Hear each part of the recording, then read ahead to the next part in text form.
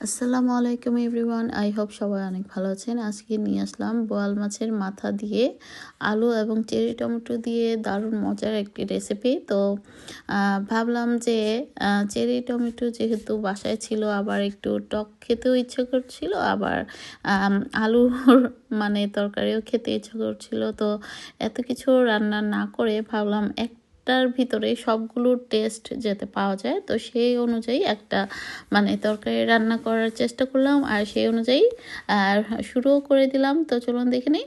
তো এখানে আমি বেশ কিছু পেঁয়াজ বাটা এবং সঙ্গে টমেটো ছিল, সেই আগের গেস্ট আসছিল সেদিন যে করেছিলাম সেখান থেকে কিছুটা পেঁয়াজ বাটা রেখেছিলাম, আর আরও কিছুটা পেঁয়াজ কুচিও আমি অ্যাড করেছি, কম হয়েছিল তাই।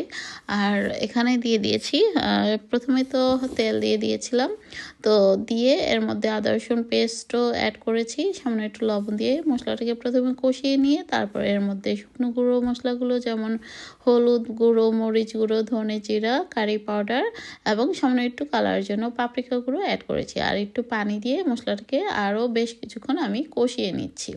তো কষানোর পর আমি আজকে মাছটাকে ভেজে নেইনি, যেহেতু আমি আজকে বোয়াল মাছের মাথা এবং লেজা দিয়ে রান্নাটা করব, তো সেজন্য ভাবলাম মাথা তো আর ভাজার কিছু নাই, তো ভালো মতো কষিয়ে নিলেই হয়ে যাবে। আর আমি অবশ্যই খুব ভালো মতো হলুদ এবং লবণ দিয়ে মাছগুলোকে খুব ভালো মতো ধুয়ে নিয়েছিলাম। আপনারা চাইলে ভেজে নিতে পারেন, তবে এভাবে খুব বেশিক্ষণ কষালে কিন্তু আর ভাজা না ভাজলেও হয়। তো যাই হোক, সেদিন তো দেখেছিলেন অনেক গেস্ট আসছিল, তো সেই গেস্টের খাওয়ানোর পর সব পিসগুলো রান্না করে ফেলেছিলাম। তো সমস্ত লেজা আর মাথাগুলো ছিল, তো ভাবলাম কি রান্না করা যায়, তো সেই অনুযায়ী আসলে এই রান্নাটা মাথায় আসলো। তো যাই হোক, এখন আমি বেশ কিছু চেরি টমেটো অ্যাড করেছি, আর মাছের সঙ্গে একসাথে আমি আলুটা দিয়ে দিয়েছিলাম। মাছ এবং আলু একসঙ্গে কষিয়ে নেওয়ার পর এখন দিয়ে দিয়েছি চেরি টমেটোগুলো এবং কাঁচামরিচ ফালি দিয়ে দিয়েছি, সামান্য একটু ধনেপাতা এবং টেস্ট অনুযায়ী লবণ, সামান্য একটু ঝোল।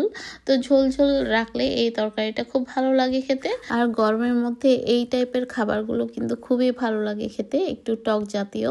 তো টমেটো যদি টক হয় তো কথাই নেই। তো আপনারা চাইলে কিন্তু এর মধ্যে কাঁচা আম, যেহেতু এখন কাঁচা আমের সময়, অথবা জলপাইও অ্যাড করতে পারেন, খুব বেশি না, 1-2 পিস বা 3-4 পিস অ্যাড করলে কিন্তু খেতে দুর্দান্ত লাগে এই রেসিপিটি। তো যখন ভাত দিয়ে খেয়েছি অসাধারণ লেগেছে। তো আমার আজকের রেসিপিটি আপনাদের কাছে কেমন লেগেছে অবশ্যই কমেন্টস করে জানাবেন।